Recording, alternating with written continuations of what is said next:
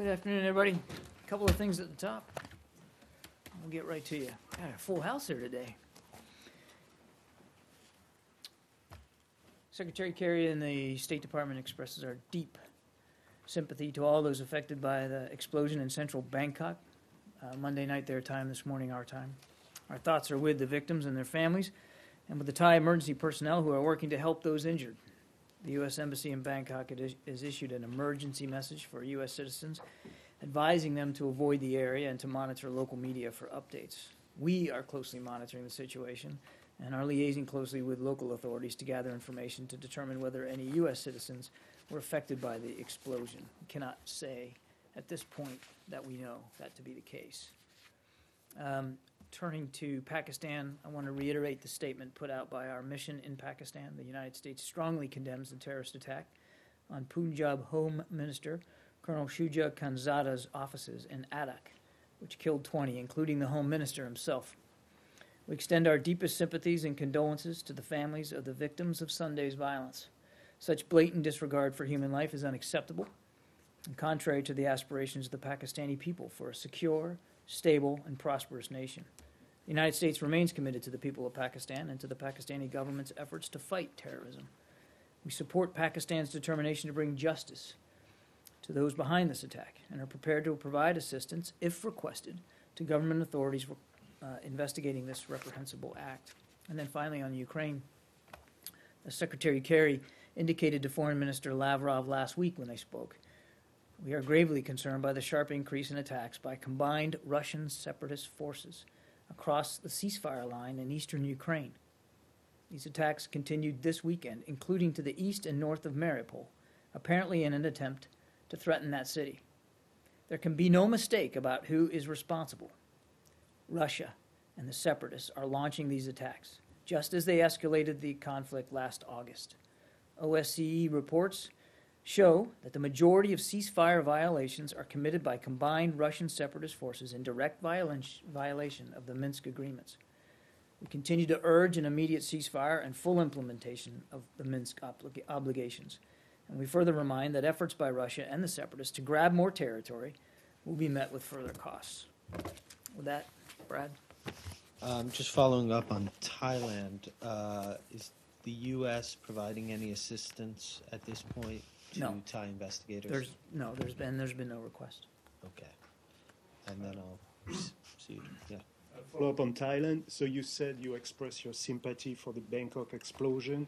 So far you don't see that as a terror attack? I think it's too soon to tell, honestly. And Thai authorities are investigating this. We don't have any information right now that would lead us to be able to describe the cause here, or if an entity is responsible and who that entity might be. We're just not there yet. We go to China. Sure. Do you have any comment on the Times story regarding the Obama administration having warned Beijing about covert agents operating in the United States? First of all, welcome back, Arshad. Good to see you again. Look, I'm not going to comment, and we don't comment on specific cases. And so while I'm not going to do that, generally speaking, foreign law enforcement agents are not permitted to operate within the United States without prior notification to the Attorney General. And it's a criminal offense, actually, under U.S. law for an individual other than a diplomatic or consular officer or attaché to act in the United States as a law enforcement agent of a foreign power without that notification.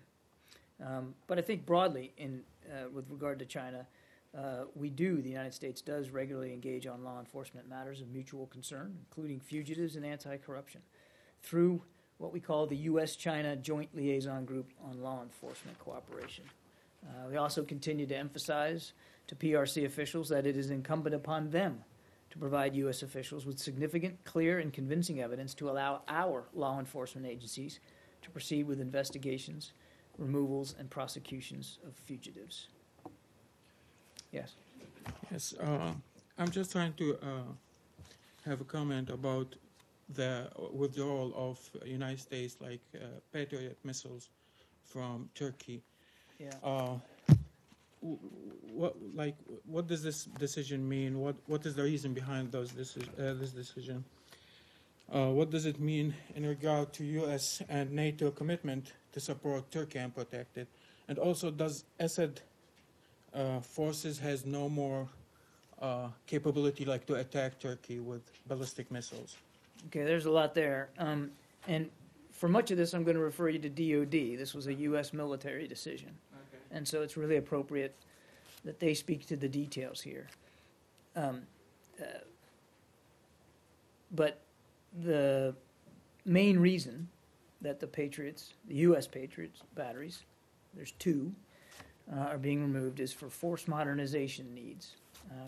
Military equipment often needs to be upgraded and improved, and that's the case here. It was also done in coordination with a global review that we implemented on ballistic missile defense around the world. So we believe that this was a sound decision for the U.S. military to make, but it's their decision to make. As for our commitments to Turkey's security, nothing's changed about that. Turkey is a NATO ally and a strong partner, particularly in this effort against ISIL. You just saw the last couple of weeks the Turks allowing us to use 3 of their bases to conduct strikes against ISIL in Syria. And again, I'd point you to DOD, but it's my understanding that they are flying manned strikes out of those bases, Incirlik principally, today. So nothing's changed about our commitment to Turkey's security or the commitments that we have through NATO under the alliance in Article 5. Do you still have ships down there to protect Turkey? That's what I understood. Well, right, and I didn't get to your third question. I mean, there are ample ballistic missile defense capabilities in the region, to include from Navy ships at sea. And again, I'd let the Pentagon speak to this with more detail, but there are in the Eastern Med, and has been for quite a few years, permanently stationed ballistic missile defense capable ships, cruisers and destroyers. And again, the Navy would have the latest on that, but nothing's changed about our commitments to security in the region. Nothing's changed about our focus on ballistic missile defense. This was a decision the Pentagon made for force modernization reasons, and we are comfortable here at the State Department that the military, our military, retains the kinds of capabilities in the region to deal with whatever ballistic missile threats would arise. Thank you. Follow-up. Sure. Does this mean that you think that the Syrian regime's capacities have changed? Well, I'm Does not this going to mean get you in. no longer think that they can. I'm not going to get into intelligence assessments one way or the other about the ballistic missile threat there or anywhere else in the region. I would just point you back again to what I said before, which is that we're comfortable that we retain the necessary BMD, ballistic missile defense capabilities in the region, and we'll focus on that. And I would remind you that this mission in Turkey was not just a U.S. mission; it was a NATO mission, and so other nations also participate in it. But you haven't heard anything from the Syrians that say where they say they're not going to attack. I'm not going to get into intelligence assessments, and again, I'd point you to the Pentagon for more detail. Yeah. Does Turkey support this maneuver? Well, you saw that there was a joint statement put out by the Turkish government and the United States together. So yes, they were informed about this, and we put out our governments put out a joint statement. So yes, they're supportive. I have another Pentagon question. So okay. So you're going to ask me anyway? You want to go around Turkey? No, go ahead. Go ahead. So the Pentagon is expanding drone flights over a number of countries, including Ukraine. Do you know what is driving this, and are you concerned, because that's expanding lethal power as well, that the U.S. can get drug into this more militarily? Drug into Ukraine. I'm not. Again, I'd refer you to the Pentagon to speak to what they do from a manned and unmanned air system perspective. That's not my place. But nothing's changed about our approach to what's going on in Ukraine. You just heard my statement there about the increasing attacks we saw over the weekend and our concern about that, and that right now our assistance to Ukraine still is on the non-lethal side, but we continue to look at. Does it include drone surveillance? I'm not going to get into the specifics. Again, that's a military prerogative. I think I'd let them speak to it. There's going to be violations submitted by the Eastern rebels as well about Ukraine violations. Do you condemn those as well?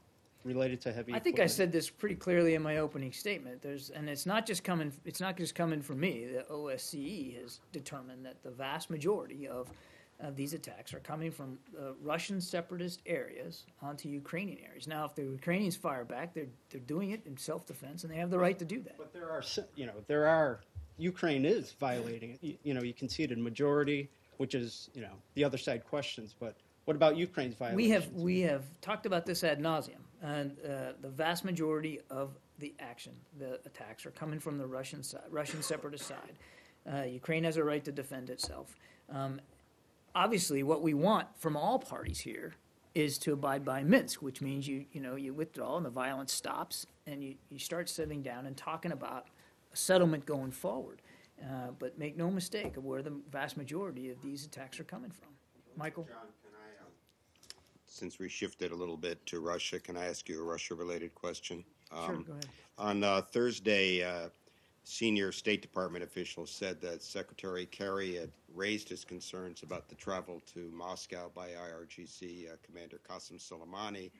And the previous day, the Deputy State Department spokesman had indicated in this briefing here that it was the U.S. belief that this travel indeed had occurred. On Friday, the Russians denied that Qasem Soleimani had ever gone to Moscow. Have the Russians said anything to the United States that in any way eases your concern or reduces your concern about this travel? And do you still feel that it's necessary for the Security Council to press ahead with a full investigation of this episode? No, to your first question, no, I've seen no indication that we have any additional information that would ease our concern. As I said Thursday, we're still not in a position to independently confirm reports of his travel, but it certainly is of concern enough to us that, again, as I said, the Secretary raised it with Foreign Minister Lavrov last week, and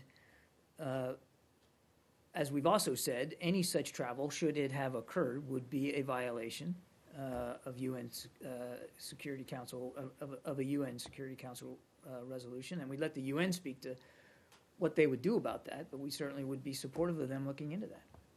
Supportive of them, or on Wednesday, we were told something a little stronger than that. We were told that the U.S. was asking or wanted the UN Security nothing's Council changed about that. to pursue this. Nothing has You changed. would be supportive of it if they looked Don't read into too it. much into my language, Michael. Nothing's changed about the fact that we would like it looked into. Yes, but again, we've seen nothing that would mitigate our concern over the reports of his travel. And one other quick thing on Russia: have the number of Russian forces inside Ukraine increased?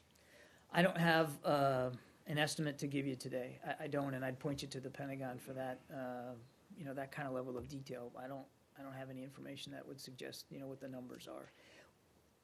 What's more important to us than the numbers, whatever they are, is the activity. And as I said in my opening statement, we've seen an increase of this offensive activity over the weekend.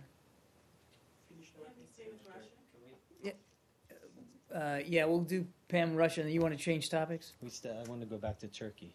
But Okay, so one more on Russia. Is that going to be good for everybody, and then we can go to Turkey, or do you want to keep on Russia for a while? Yeah, Ukraine question. Okay. Pam, we'll go to you, and then we'll come back to you. All right, go ahead. Foreign Ministers Lavrov and Zarif in their talks today talked about expanded cooperation, possibly in the military sector, if the sanctions are eased through the Iran nuclear deal. And they also talked about a shared support for Assad and having a role in ending his country's crisis.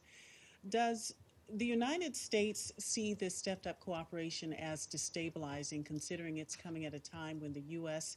is at odds with Russia over Ukraine, and also the U.S. and Iran also have differences on a number of issues? Well, I'm going to let the Russians speak for the dialogue they've had with Foreign Minister Zarif and what that means for them. I'll just go back to what we've said before. I mean, Russia has been a constructive partner on the Iran deal. Secretary Kerry's talked about that. And there are other areas where we think we can cooperate with Russia, including potentially Syria. When we were in Doha, Secretary Kerry met with Foreign Minister Lavrov and Foreign Minister Al-Jaber of Saudi Arabia, the first time the three of them got together to talk about a process forward for a political transition in Syria. Those talks were just the very beginning. It doesn't come as a surprise to us here that in discussions with Foreign Minister Zarif that Foreign Minister Lavrov would raise that issue. There's a long way to go on that topic, and a lot more to work through. On Iran, we've said all along, again, I can only speak for the United States, that we approached this deal from one perspective and one perspective only, and that was to prevent them from getting nuclear weapons capability. And there are other issues with Iran, deep issues with which we disagree, particularly their destabilizing activities in the region. And nothing's going to change about the fact that we still will and will retain the tools necessary, whether they're diplomatic, economic, or military, to deal with those activities. But specifically, is a stepped-up Russia-Iranian engagement destabilizing to some of these other efforts that the U.S. has been pushing for? Well, it's hard to say. When we weren't in the room when they met, and I'd let those two gentlemen speak for what they talked about. So I can't at this point, characterize it as destabilizing. I don't, because we can't speak for a conversation we weren't a party to. Again, I'd let them speak to it. What we've said all along is that there needs to be a political transition in Syria, that Assad has lost legitimacy to govern, and that we're willing to explore a process forward for that transition with Russia and with Saudi Arabia, and that's where it sits right now. And if I can do one more on Russia, a slightly different topic. Last week we had the reports that Russia had blocked access to parts of the Reddit social media site. Today, there are Russian news reports that the government has banned batches of wine from several U.S. wineries because of concerns about what they say is excessive amounts of insecticides. What's your response? And does this appear to be a trend to ban anything American? You'd have to talk to officials in Moscow, Pam. I can't speak for decisions they're making about with respect to imports into their country and why they're making that. That's really not a question for us. Is there concern that there may be a broader effort behind these actions?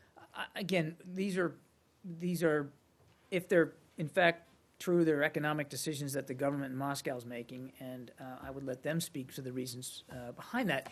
More broadly, there are areas with Russia, obviously, where we disagree. And I just talked about at the opening, Ukraine is certainly one of them.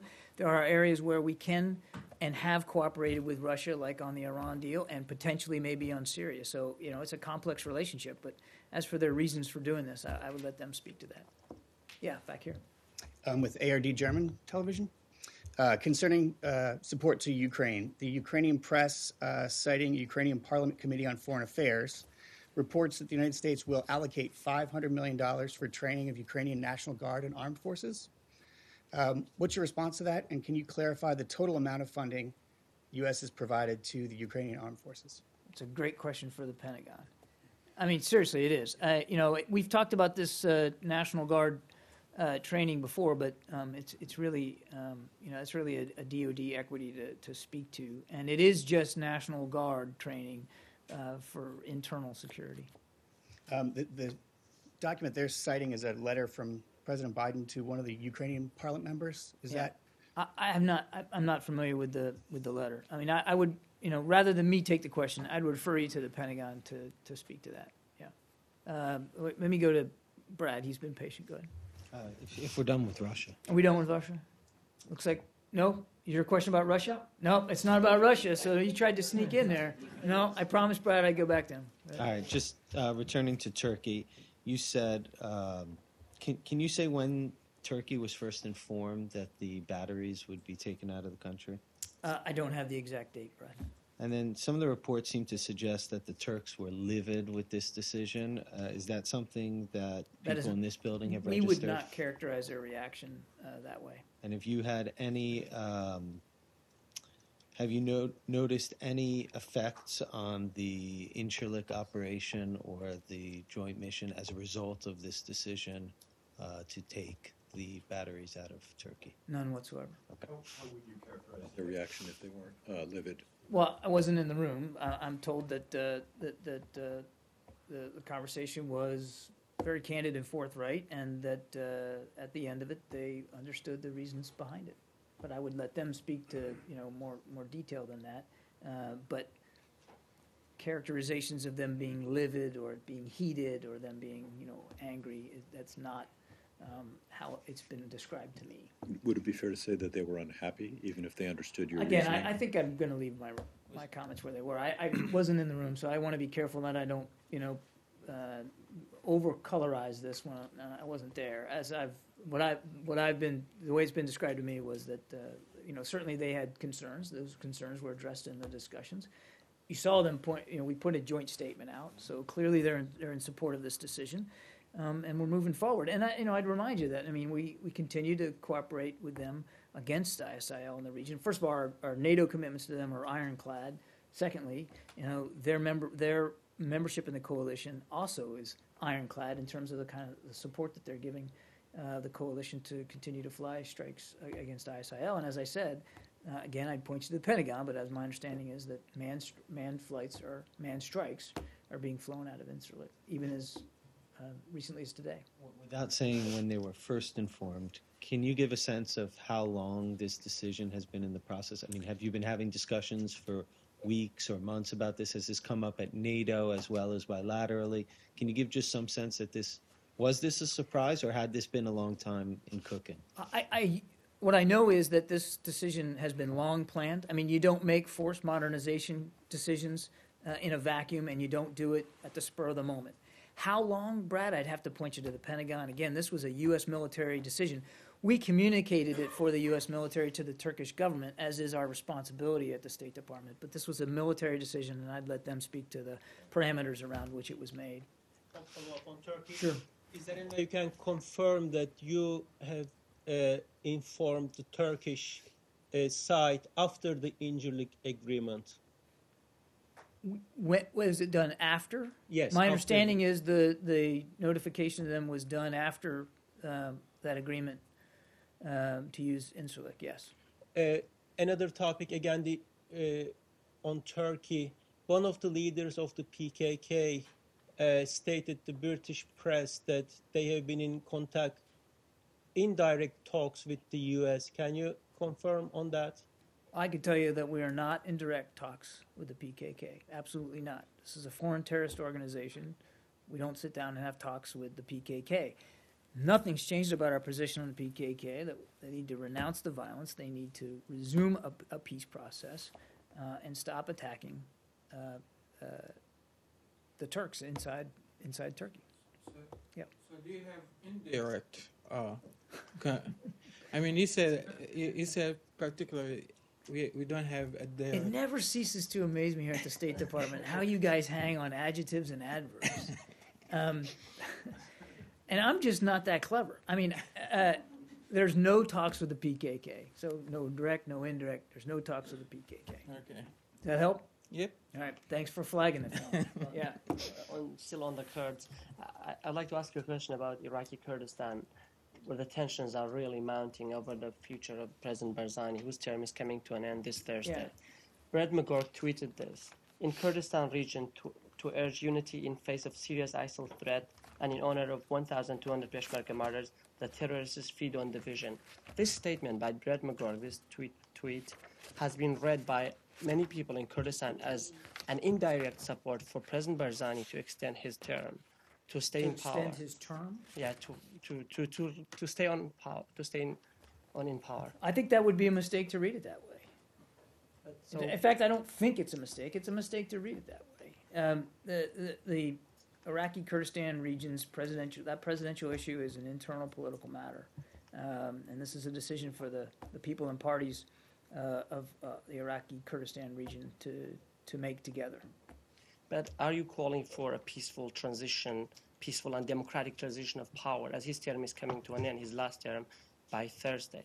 We aren't taking a position. This is This presidential issue is for the people of the region to work together and to decide and to determine. We're not taking a position on that.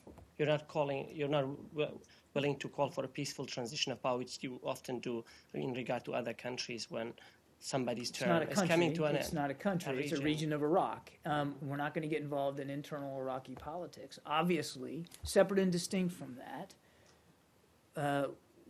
wherever there are elections and transitions of power, whether it's from one individual to another or one party to another, we obviously want to see that be done peacefully and securely, fairly, openly, transparently, and credibly, obviously. But we're not taking a position on this. And Brett McGurk was certainly not inserting himself into that process in any way whatsoever.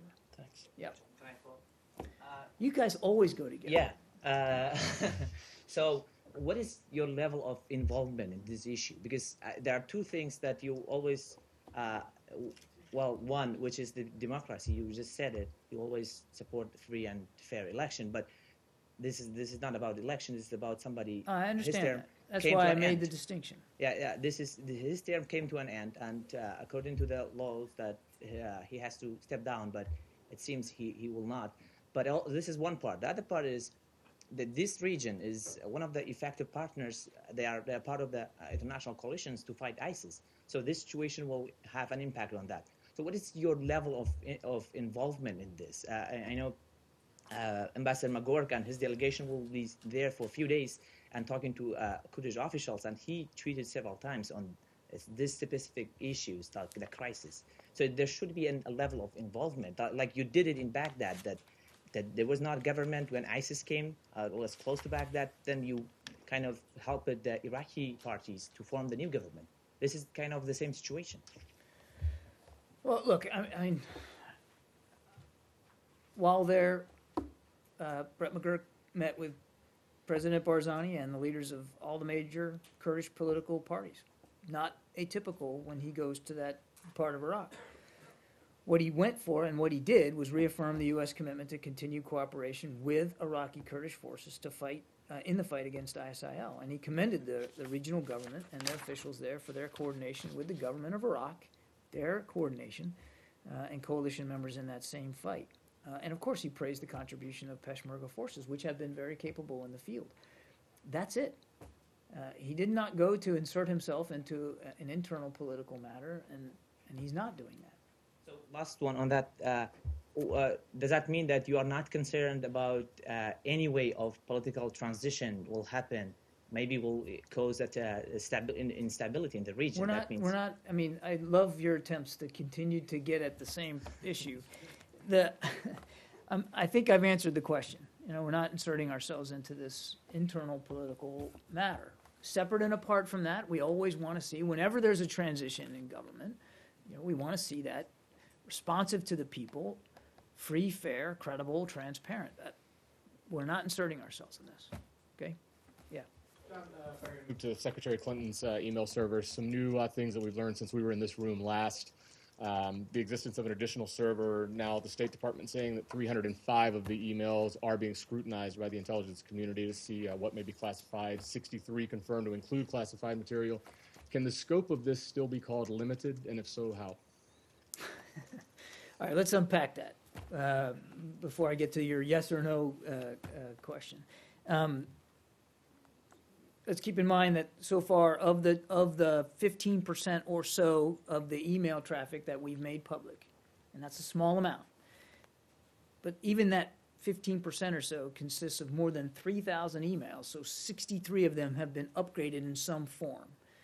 Now, when we say classified, everybody thinks, you think about spy thrillers, classified. Sometimes classified can be high, sometimes it can be low, and most of these are at a very low level, what we call confidential. So 63 of 3,000, more than 3,000 so far. So that's a pretty small percentage. I have no doubt that as we continue to release these emails over time, you'll see additional upgraded correspondence. It's just mathematically, it's a fact. It's going to happen. How many? I don't know. These 300 that you talked about, this is a result of the care and the scrutiny with which we are scrutinizing this email traffic. You know, we've got intelligence community reviewers sitting with our reviewers as we go through that traffic. So what you're seeing here is exactly what we want to see, which is the proper care and scrutiny being applied to this. That 305, I think, is the number, have been recommended to other intelligence community agencies to look at from their equity perspective. It's a healthy thing. It's a good thing. It doesn't mean that all 300 are going to end up at some level of upgrade. I suspect some will, and I suspect some won't. We just have to let the process work its way out. But this is a healthy thing, and it's, again, part of the seriousness with which the State Department wants to take the proper scrutiny and looking at these emails, particularly with respect to potentially sensitive information.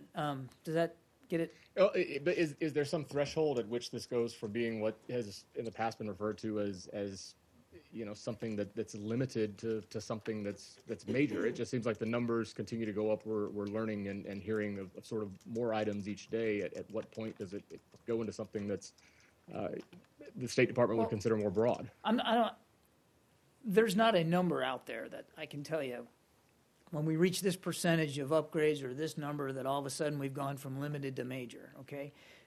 As we're at 15%, a little less, I think, there's a lot of work left to do. And I can assure you that there will be additional upgrades over time. It's just a mathematical fact. Where that's going to end up when all 33,000 emails are reviewed, I couldn't begin to predict. What I think is important, though, our responsibility here at the State Department is to review these and to make them public through the Freedom of Information Act. That's where Secretary Kerry's focus is on, and that's what we're focused on. And what I think you're seeing here is testament to the fact that we're taking this very seriously, and we're doing it deliberately and in a measured way, and we're not going to shy away of making an upgrade recommendation if that's in fact what has to happen. So I think we're just going to have to see where we are at the end of this. I couldn't possibly begin to anticipate, you know, what the level's going to be and how one would characterize that. Two quick as much follows as I on know it. you guys love adjectives. Two quick follows on it. Have all of Secretary Clinton's and her associates' devices that were tied to the email server been certified as secured by the State Department? I'm not aware of any such certification on that, and I would refer you to former Secretary Clinton and her staff. And then lastly, has the FBI reached out to the State Department seeking any of those devices? I have to let me take that question. I'm not aware of that, but I'll take that for you. Thank you. Yeah, sure. You noted that most of the 63 emails whose classification were upgraded to the status of confidential. Correct. Which is a low level or the The lowest lowest level. level classification. Yeah. Shouldn't information that is confidential, even if it is the lowest level of classification, be treated with appropriate safeguards so as to prevent its dissemination outside of the U.S. government? Yes, of course. So why does the fact that it was low-level classified somehow change the fact that it is information that should be kept inside the circle of the government? It doesn't. Okay. And I didn't imply that. Okay. And if it's the case, as you suggest, that mathematically there are going to be more emails that are upgraded to confidential or some higher level of classification, why shouldn't the State Department's policies be such so as to prevent classified information of any sort from being transmitted on non-secured, non-government devices? We do have such policies in place. But you didn't, I think, at the time, correct? No. There was no prohibition at the time for former Secretary Clinton to use a personal email account at the time. Now, that policy has changed. I know. But there has always been, in the federal service, very strict regulations and policies about the handling of sensitive and or classified information, and that That hasn't changed at What, all. what I don't understand, though, is that there is this big gap or big potential loophole in that at the time, Secretary Clinton was permitted to transmit information on a non-government, non-secured system. That information could subsequently be, even if it was not classified in the first place, could subsequently be upgraded to some level of classification. And therefore, you leave a large loophole for the possibility that classified information gets transmitted on non-secure, non-government systems. And you only realize after the fact, when you go through the scrutiny that you're doing now, that in fact classified information has been transmitted in a non-secure, non-secured, non-governmental fashion. Do you agree that that is a loophole? No, I don't, actually, Arshad. I mean, Why isn't it a loophole? well, let me explain. There was no prohibition at the time of using a personal email account, whether it's a personal email account or it's your state.gov email account on the unclassified network. The rules are the same. You're not supposed to transmit sensitive and classified information. That's the rule. You're just not supposed to do that. That they have regulations and policies in place about that, and it doesn't matter whether I'm, emailing you from my Yahoo account or from my state.gov. The rules are pretty clear about what I can and can't transmit on an unclassified. So there's no loophole there. There's no change. There was no prohibition against the use of that personal email, but there always is an umbrella of prohibitions against the transmission of sensitive and classified information over those accounts. We've said before that as we've done this review, certain of that correspondence has been now retroactively upgraded because we have intelligence community reviewers looking at it and making those decisions. And those decisions are tough to get at because sometimes information changes over time. Most of the time, information declassifies over time. There are occasions, rare, but when you might want to retroactively say, well, that's now sensitive, or maybe it was sensitive at the time, but it wasn't marked so, and so that the receiver or sender didn't realize at the time. That's also possible. There's lots that go into this. What I want to stress is that we're taking this very, very seriously, and we're moving forward very deliberately about this. And I think it stands to reason that over time, as we get through 30,000 more, we've released 3,000, so there's a large amount left to go, that it's certainly feasible to expect that there will be future upgrades. It also doesn't mean, at least not at this point in the review, we haven't seen any indication that anybody did it willfully or negligently, that people knew at the time that they were transmitting, and that it was sent to former Secretary Clinton or anybody else on our staff doesn't mean that they solicited that sensitive information or that the sender meant to put sensitive information out there at the time.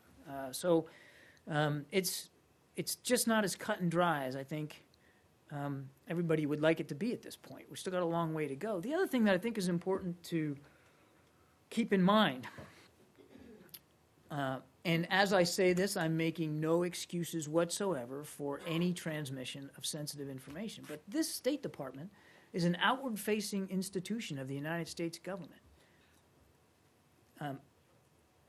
Perhaps more than any other federal agency, we are America's face to the world, which means we have to communicate with the world. And that can be email, it can be phone, text, social media. We've got a website. We have to, in order to do our job, to represent America's interests around the world, we have to be out there. We have to have dialogue. We have to communicate. We have to ask for information. We have to send information on various platforms.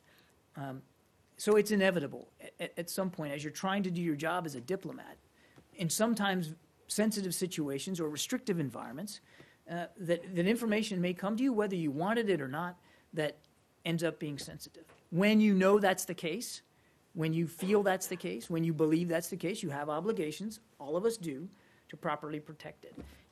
But we're going through this very methodically. We're going to continue to do that. We've seen no indication of negligence or wrongdoing at this point.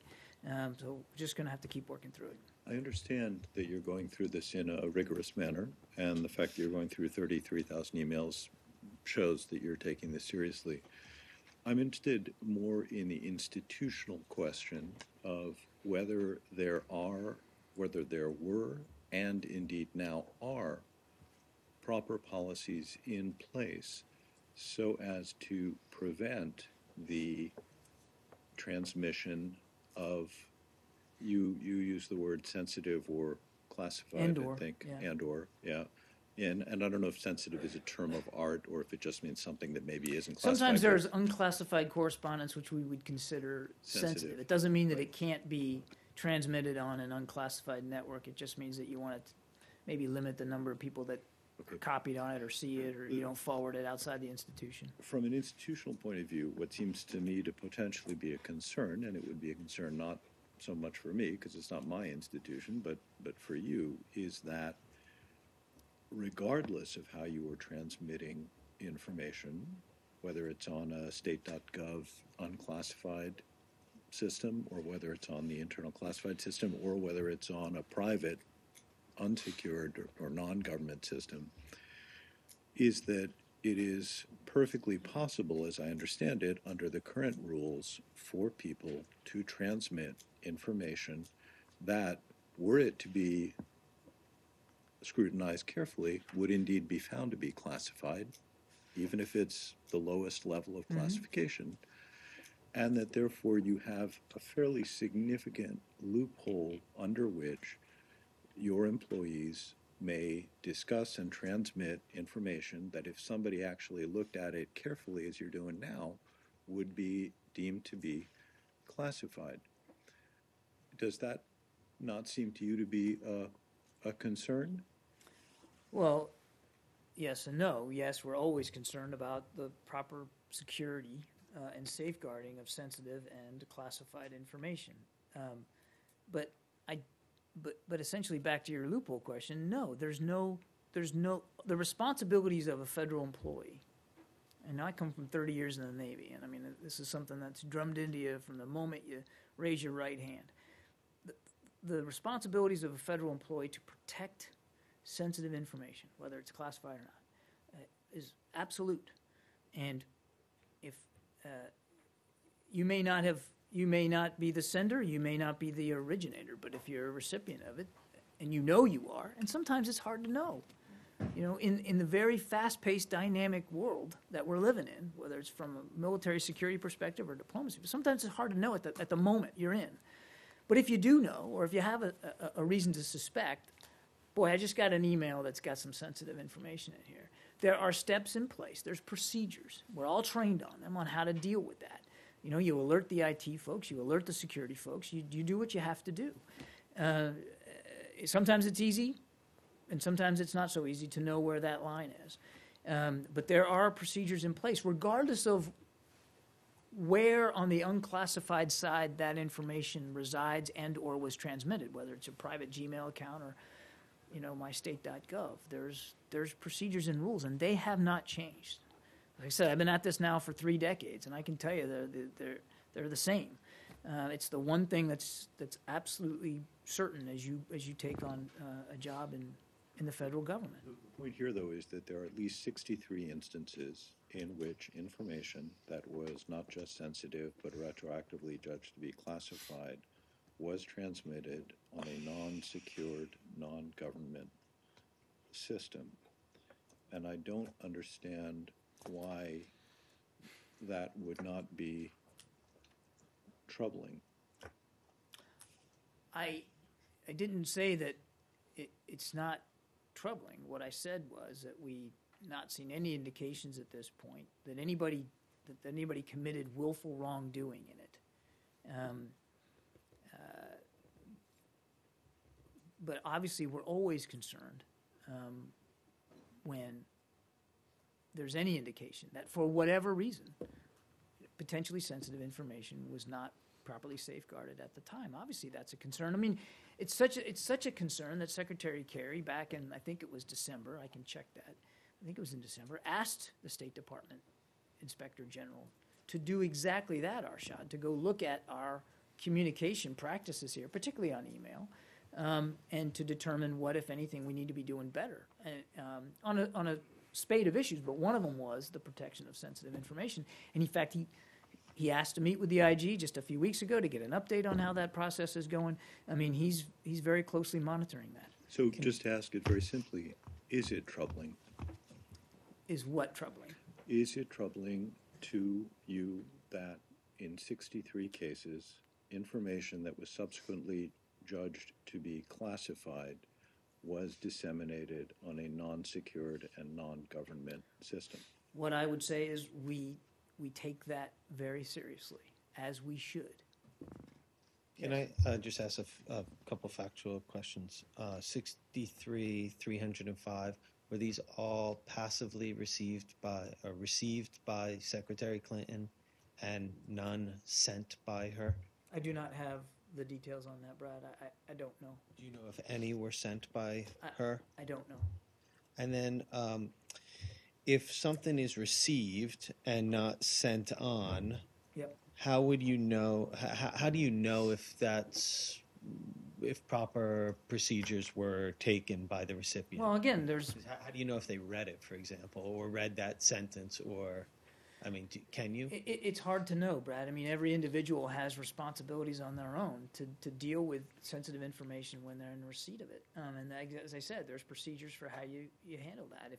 Certainly if it's self-evident that the information that you're getting is of a classified nature or a sensitive nature. I mean, the employees, they're trained. We have procedures in place for how to deal with that. But how am I going to know, or how is any manager going to know at any given time that one of his employees or subordinates is doing it right? It's up to the individual and their level of knowledge of the procedures, their conscience, and their individual efforts. But the procedures are in place if you receive that under your unclassified state.gov email account, correct?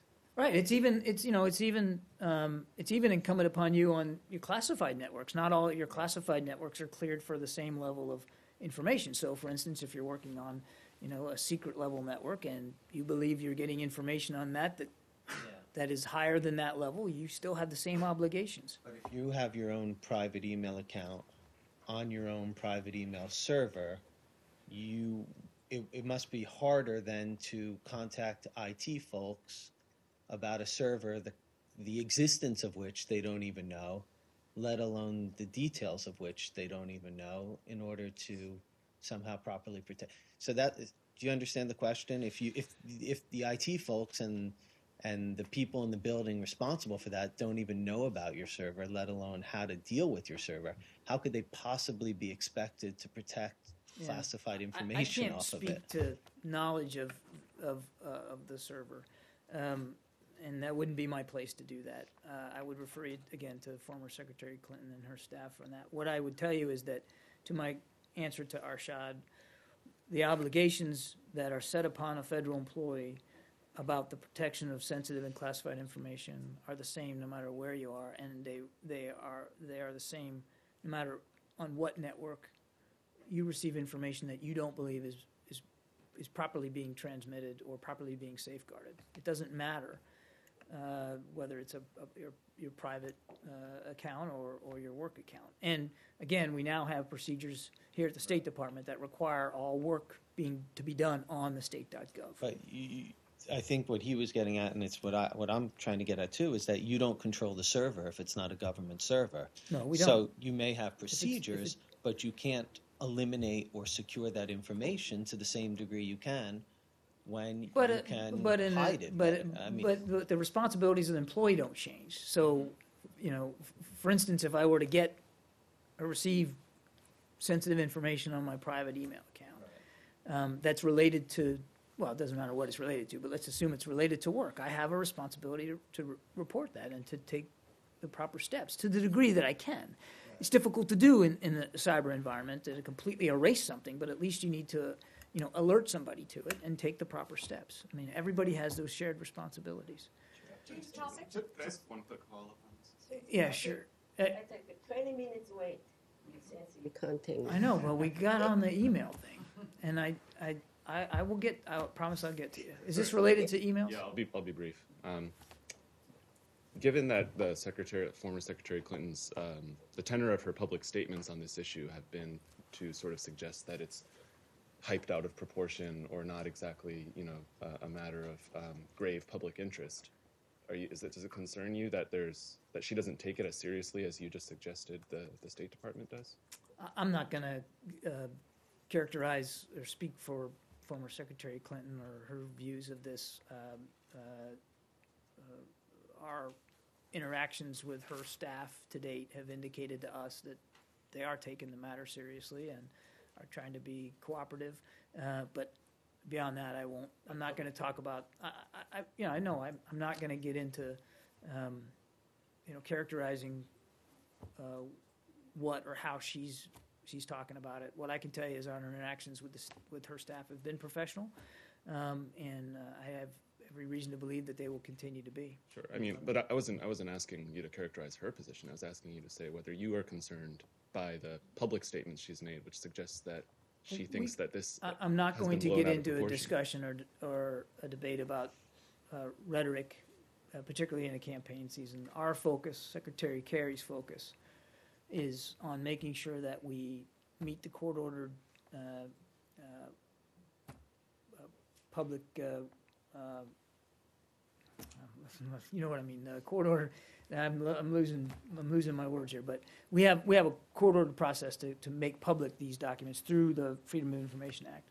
His focus is on making sure that we meet those goals and that we do it properly in a methodical, measured way, and that's what we're focused on. And the interactions that we've had with former Secretary Clinton's staff in that regard have been professional. I'd leave it at that. Can you take the following question? Can you take the question, were the IT people and the people at the State Department and the other people at the State Department responsible for ensuring that the Secretary's communications are secure, aware of the fact that she was using a private email address on a private server? Yeah, I'll have to look. I don't know what the technical arrangements were at the time, Arshad. So I'll do what I can to see if I can to help you with that. John, one quick follow-up on your point about the difficulty in determining what is may not be classified. Is it an accurate statement to say that a cabinet secretary, the Secretary of State, would be in as good of a position or a better position than any state employee to make that determination and have the information with which to make that determination? I think I know where you're trying to get at here. Look, every federal employee has the same responsibilities, and it doesn't matter if you are entrusted with a position in the federal government and the means to communicate. And this is a outwardly focused agency, as I said. We all have the same responsibilities, and it doesn't matter who you are or where you are in the organization. All those rules, they're written down. They have been implemented over time. They have been proven right over time, and we all have the same obligations. Anything more on emails? Okay, Jenny. Thank you, Mr. Kirby. I just fallen asleep 20 minutes. As you know, I have a little bit of military issues. I think you can answer this. You have what? Military issue. That you think I'm going to answer? Yes. So you always say to ask the DODs. As you already know that the U.S. and South Korea conduct Freedom Guardian UFG military exercises begin today. In this regard, and today, North Korean Foreign Ministry warns of Second Korean War. Can you comment on this? These exercises have been long planned, and they're exercises we routinely do with our allies in South Korea. You're right, they have started. They're proceeding normally and apace, and we look forward to completing the exercise with them, as we always do. This is about improving alliance capabilities and meeting our security commitments there in the region and on the peninsula, and nothing more than that. Yeah. Two small questions. One with regard to how does the U.S. view the Saudi and Russian nuclear deal? They're reportedly having some sort of a nuclear deal. And secondly, when is the next dialogue process, which was expected to be taken somewhere in the middle of this month between the new Taliban leadership and the government of Pakistan, Afghanistan, and the U.S. Chinese were observers over there? Is there any I don't have any update future- for you on the latter. We were observers and only observers. This is, as we've said before, this reconciliation needs to be an Afghan-led process. So I'd point you to the Afghan government for more details about what the next step is, what it looks like, and when it's going to happen. And I'm not aware of. I don't have any details for you today on your other question about Russia and Saudi Arabia. I'd point you to both those countries to speak to that. I don't have anything for you on that. Yes, thank you. Okay. Yes. Can I ask about the Israeli-Palestinian topic? I specifically on U.S. citizens being denied entry to Israel, and that this has been happening increasingly recently. Also, one of the new elements to this is U.S. passports, their U.S. passports being confiscated until these individuals had reached their destination outside of Israel. So what I wanted to ask was, have you guys raised this issue recently? When was the most recent time you'd raised this issue? And have you heard from any U.S. citizens who've had this problem increasingly recently? I'm going to have to take that question. I honestly don't have anything for you on that today. Pam, I already got you. Go ahead. Go ahead. Back in the Syria. back. I'll get back to you. Syria. Yeah. I believe yesterday there was another strike or strikes by the Assad government in Douma, Yeah. in near Damascus, and the U.S. condemned in the strongest term. Do you think this condemnation is going to prevent Assad causing future massacres with the airstrikes? I think the way I put that is, we've seen, sadly, we've seen no indication that he is willing to stop killing and maiming his own people through various means, whether it's airstrikes or barrel bombs. In this case, many of the killed were teenagers who were working to support their families. So it's just another example of deplorable brutality on his own people, which only further stands as testament to why we believe he's lost legitimacy to govern in Syria. And there needs to be a political transition to a government that is responsive to the hopes and dreams and futures of the Syrian people. But that doesn't mean that we're going to turn a blind eye when he does this stuff. So yeah, we condemned it, and we're going to continue to do that. But it doesn't change the fact that he's lost legitimacy to govern. When we ask about the condemnation, it is mostly, I've been following on social media, it is mostly on sarcastic terms that U.S. condemnation really doesn't do much. So should we just not? Should we just say nothing? Should we just ignore it? I understand that people may, do I expect every word we utter out here to change his behavior? No, of course not. But nor are we going to just ignore it and turn away and not say anything and not speak out against the utter brutality of this man and his regime. So we're going to continue to say things and to speak out. And we're not the only one in the international community that's repulsed by this. We have an obligation to continue to highlight for people who aren't necessarily paying attention, perhaps as much as they should, to what Assad's doing to his own people. And that is why, in addition to speaking out, it's not just about issuing statements. That's why Secretary Kerry is taking this so seriously about trying to help reach a political transition. That's why he met with Foreign Minister Lavrov and Foreign Minister Al-Jubeir in Doha, and then met again with Foreign Minister Lavrov when we were in Kuala Lumpur about many issues, this being one of them. So we're going to continue to to say what needs to be said, but Secretary Kerry is going to continue to do what needs to be done to try to reach a political transition there. So while you have been consulting with the Russians for a long time, there are reports over the weekend that Russia just delivered 6 fighter jets to Damascus. Well, Russia can speak to the arms transfers they're conducting. What we've said is their continued support for the Assad regime has done nothing to help ease the tensions and stop the violence inside Syria. We've been very public about that too. So you don't have any issue with the Russians delivering fighter No, I just jets?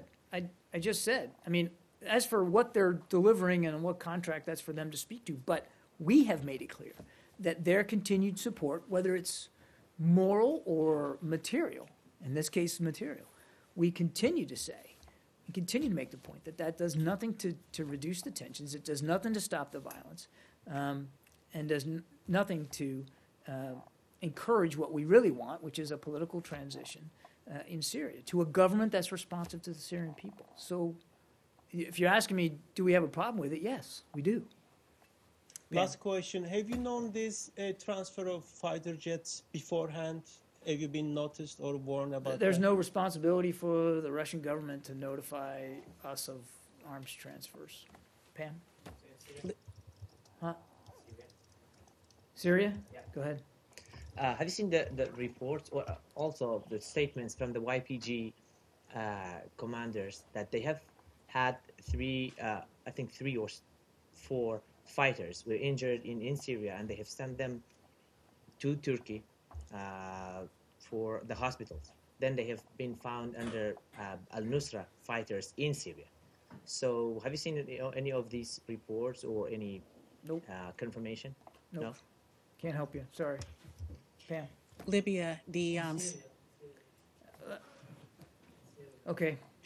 Is there any procedures United States can help to stop the barrel bomb or the bombing of civilian? I mean, if there is no United Nations Security Council or anything United States can do. Well, we continue to work with the international community to try to find solutions to stop this violence. Again, what really needs to happen is a political transition because Assad has lost the legitimacy to govern, obviously. I won't speak for other nations, but our commander-in-chief has made it clear that there's not going to be a military solution to the conflict in Syria. It has to be done politically, and that is what Secretary Kerry is very much focused on. Pam? On Libya, the State Department late yesterday had the joint statement condemning the violence by Islamic State affiliates in Sirte and urging support for dialogue. Since then, Libya has asked Arab countries to launch airstrikes against the Islamic State in Sirte. Is there U.S. concern that it's time to broaden the international response to Libya's crisis beyond the UN-led political effort to counter some of the impact of the violence from the Islamic State affiliate groups there? Well, we're aware of the Libyan government's call for Arab militaries to conduct strikes against ISIL-affiliated positions in and around Sirte. As we've stated previously, we believe the best way to counter terrorism in Libya and create a safe environment for all Libyans is in partnership with a committed and unified Libyan government. As we have said before, we continue to support the UN-led process to get to that end. Yeah, time for just a couple more. Junior? Yeah. Can you go back to Taliban question? Taliban. Yeah, sure. In view of the terrorist attack last week in Kabul, do you still believe, are you confident that, or do you think that the peace talks with the Taliban has a bleak future? We continue to hope that an Afghan-led reconciliation process will lead to a political way forward in Afghanistan. But why you are so hopeful? You must have seen strong statements from the Afghanistan Look, we're obviously government. concerned about the violence in Afghanistan and in and around Kabul, certainly lately. That's of deep concern to us. We note that the Afghan National Security Forces are doing a good job responding to that violence. It's not unexpected that, particularly in the warmer months, the Taliban tries to exert themselves inside Afghanistan, but we support President Ghani, his efforts to get at this security challenge in his country. That's why we have nearly 10,000 American troops in there, as well as from international partners to help the Afghan National Security Forces as they continue to take the lead for security inside their country. We've long said that the long-term answer here is a reconciliation process that is Afghan-led. And, you know, we welcomed the first set of talks that occurred. And I would point you again to President Ghani for what the next step looks like. But we certainly have every expectation and every hope that those kinds of talks can continue. But do you believe that given the tension between Afghanistan and Pakistan right now, after President Ghani issued such strong statements against Islamabad, Pakistan can bring these Taliban leaders for talks? I will let the leaders of Afghanistan and Pakistan answer that question. Obviously, we want to see the reconciliation process move forward. Nothing's changed about that. And Pakistan has a shared interest in this. And this is a common cause, common challenge, common enemy. Both sides face. And we welcome the dialogue and the cooperation that has happened of late. We understand there's tensions. There have been and there will continue to be tensions across that border because it's such a safe haven for extremists. Pakistan has suffered deeply from Taliban attacks inside their country. And their soldiers have bled, just like Afghan soldiers have bled. That's why we continue to think it's important for the two sides to look for ways to cooperate and to communicate and to work towards a better solution here, which again we believe is through the reconciliation process. I have one quick one on Thailand. Have you seen those terrorist attack in Bangkok in religious place? Do you have anything to say on that? I mentioned that in my opening, and I would point to Thai authorities who are investigating this. Yeah, last question. I don't know if you actually have the information yet to answer this, and if you don't, if you could just get it to us later. As you'll have seen, South Sudan President Kiir has failed to sign the peace deal by today's deadline, and the IGAD mediator has said that that Kiir's government wants another 2 weeks to make up its mind about this. Any comment on this? And yeah, I actually appreciate the question. We welcome the signing of the peace agreement by the opposition leader, Riek Machar, and other parties and stakeholders. The United States deeply regrets that the government of South Sudan chose not to sign an agreement that was supported by all of the states in the IGAD, plus the Troika, the United States, United Kingdom, and Norway, China, the African Union, and the United Nations today. We call on the government to sign the agreement within the 15-day period it requested for consultations. And as the President has stated, if there was no agreement signed today, we would consider ways to raise the cost for intransigence. We're going to work with our regional and international partners on next steps and on ways to increase pressure, especially against those that are undermining the peace process or opposing this agreement. are you going to, just one quick follow-up on that, on raising the cost for intransigence, are you only going to begin that process? Are you essentially giving them the extra 2 weeks or the extra 15 days, and then you're going to look at raising the cost? I don't want to get into hypotheticals at this point. I'm going to let the statement stand for itself. And IGAD stands for Intergovernmental Agency on Development, right? I think that's right. I didn't have that written down. Thanks, everybody. Appreciate it.